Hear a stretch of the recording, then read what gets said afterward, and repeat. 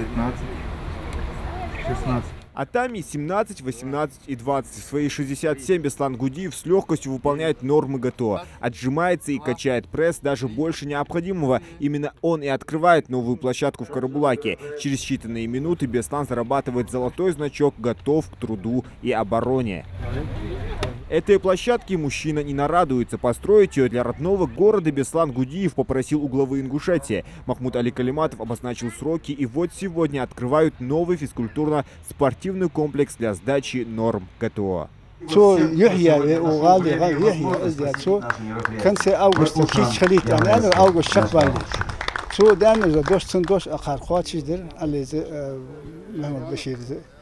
الرئاسة خلت شغله إذن قمنا عم تشت عن سوقون وشخانة عين وشخان يوز موش خنيا باريه فضوت تعدل بيزر مرة هنيات Сэрин духнахул элэр ай элэр юу? سيسر إطلع شو أخدي على السلام تقوى عشان تسيسة حاجة لحظة لحظة أغزل ينص ديم أنا دق غزل ولا شخلر قدم حديد زاير أغزل فوتبول على لوزج باسكتبول على لوزج جوب واخج قدم سليون حديد زي قدم زي أخذ.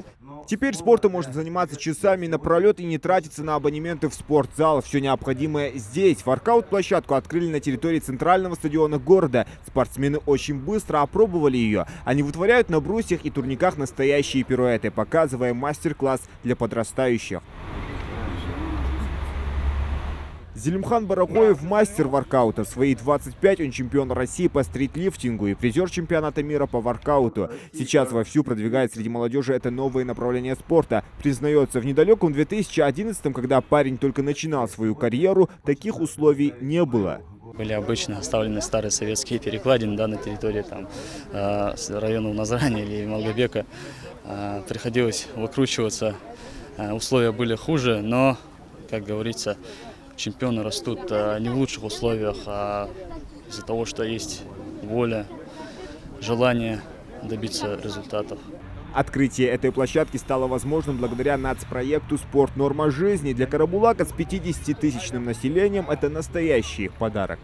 Будут хорошим подспорьем для того, чтобы мы развивали спорт. Именно легкая атлетика, да, физическая, это мы знаем, как она важна для здоровья человека, поэтому я думаю, это будет хорошее подспорье для занятия спортом. Тем более, если, как мы знаем, нормы ГТО, они есть определенная планка, куда ты должен достигать ее. А когда у тебя есть цель, легче заниматься и в этом направлении двигаться. Минспорта России в этом году выделил только одну такую площадку на регион, и она благодаря неравнодушным жителям открылась в Карабулаке. Но так или иначе, в ближайшем будущем их станет намного больше. У нас, конечно, недостаточно таких площадок, но мы всю необходимую документацию направим в федеральный центр, и чтобы в каждом населенном пункте мы могли иметь вот такую площадку. Это можно считать подарок ко дню города. Карабулак 30 августа отметит свое 26-летие. А значит, череда открытий еще впереди. Зелимхан Калоев, Магомед Белакиев, Новости 24.